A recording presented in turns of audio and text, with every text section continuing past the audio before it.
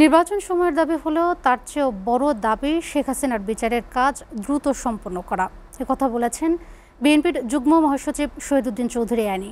তরুণদের লোভ থেকে বের হয়ে এসে নতুন গণতন্ত্রের জন্য ঐক্যবদ্ধ থাকার আহ্বান জানান তিনি। আর দলটির ভাইস চেয়ারম্যান বরকতুল্লাহ বুলু অন্তর্বর্তী সরকারের 8 জন উপদেষ্টার নামে ওঠা দুর্নীতির অভিযোগ তদন্তের দাবি জানান। রাজধানীতে আলাদা অনুষ্ঠানে সব কথা বলেন তারা। আরও জানাচ্ছেন আব্দুল আহাদ।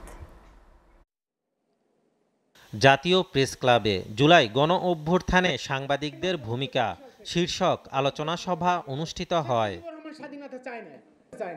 সভায় বিএনপির ভাইস চেয়ারম্যান বরকতুল্লাহ বুলু মন্তব্য করেন, ঐক্যবদ্ধ থেকে একটি সুষ্ঠু নির্বাচন আদায় করতে না পারলে বাংলাদেশের অবস্থা লিবিয়া সিরিয়ার মতো হতে পারে। শীঘ্রই একটা সুন্দর নির্বাচন দিয়ে অন্য কোনো টিয়ার নিয়ে কোনো কথা না হলে বাংলাদেশ আগামী দিনে সিরিয়া বা ইরাক, আফগানিস্তান বা লিবিয়ার মতো ভাগ্য বরণ করতে হতে পারে আমরা যদি ঐক্যবদ্ধ না থাকি। প্রেস ক্লাবে আরেক অনুষ্ঠানে বিএনপির যুগ্ম মহাসচিব শহীদুদ্দীন চৌধুরী আনি বলেন, নির্বাচিত সরকার মানুষের আশা আকাঙ্ক্ষা বাস্তবায়ন করতে পারে, অনির্বাচিত সরকার দ্বারা তা সম্ভব নয়। আন্দোলন তো এককভাবে একটা রাজনৈতিক দল করে না, বা একটা ছাত্র সংগঠন করে না, বা একটা ব্যক্তি বিশেষ কেউ করে না, কিন্তু আন্দোলনটা তৈরি হয়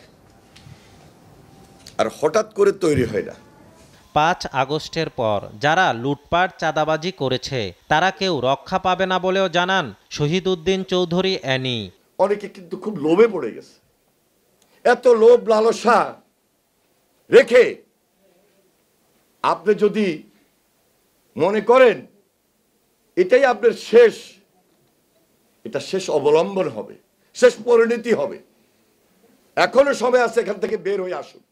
আব্দুল আহাদ, এসটিভি, ঢাকা।